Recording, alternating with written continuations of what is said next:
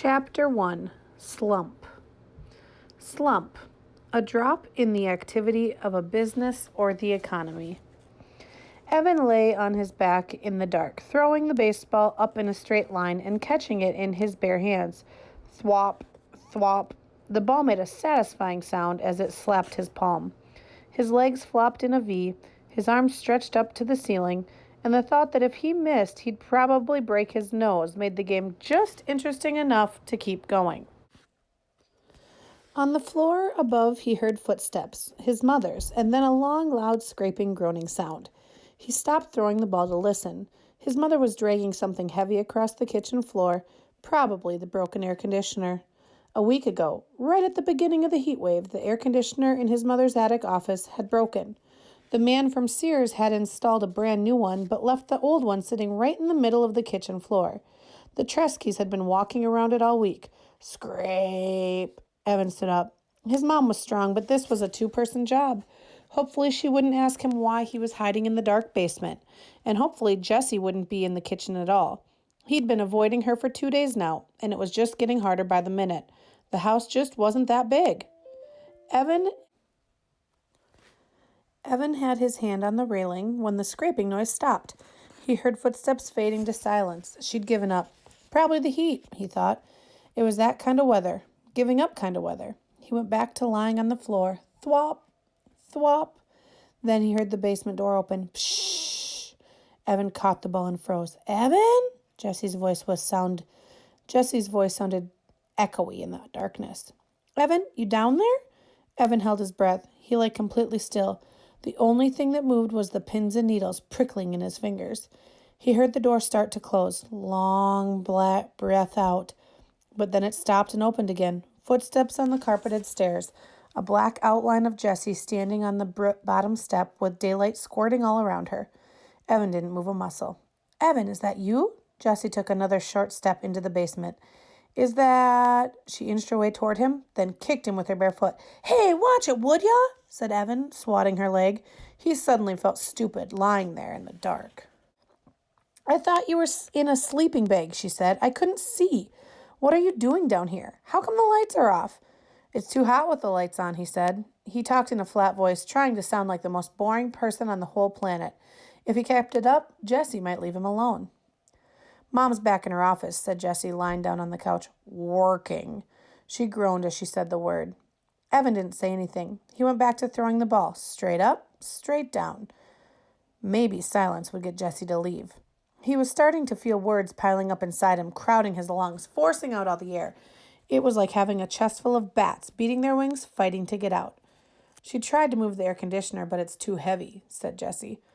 Evan tightened his lips. Go away, he thought.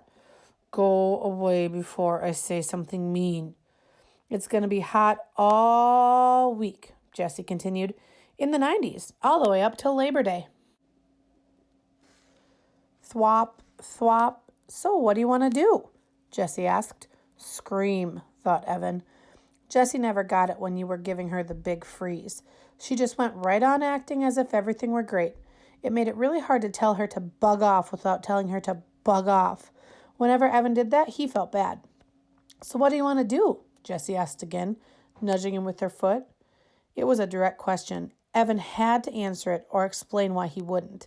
And he couldn't get to explain why he wouldn't. And he couldn't get into that. It was too complicated, too hurtful. Huh? So what do you want to do? She asked for the third time.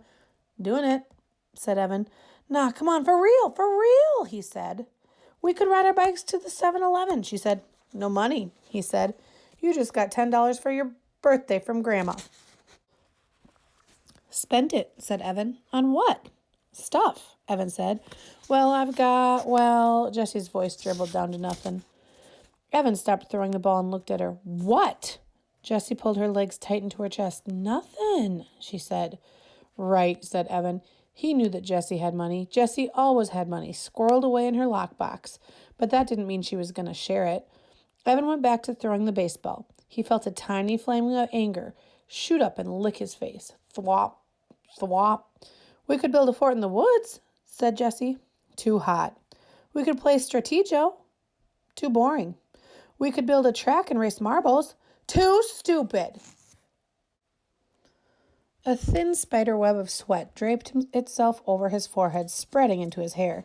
With every throw, he told himself, it's not her fault. But he could feel his anger growing. He started popping his elbow to put a little more juice on the ball. It was flying a good 4 feet up into the air every time. Straight up, straight down. Pop, thwop, pop, thwop. The bats in his chest were going nuts. What is the matter with you? Asked Jessie.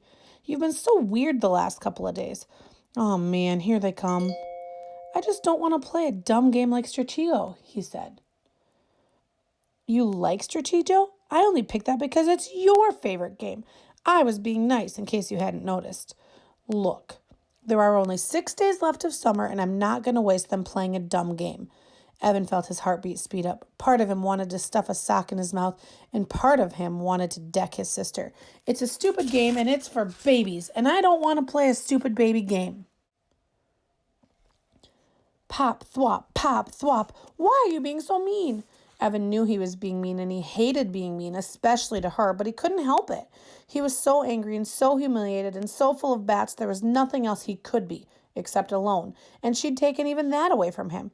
You're the genius, he said. You figure it out. Good. That would shut her up for once. Evan watched the ball fly in the air. Is this because of the letter? Jessie asked. Crack. Evan had taken his eyes off the ball for 1 second, just for 1 second, and then the ball came crashing down on his nose. Crud! Oh, crud!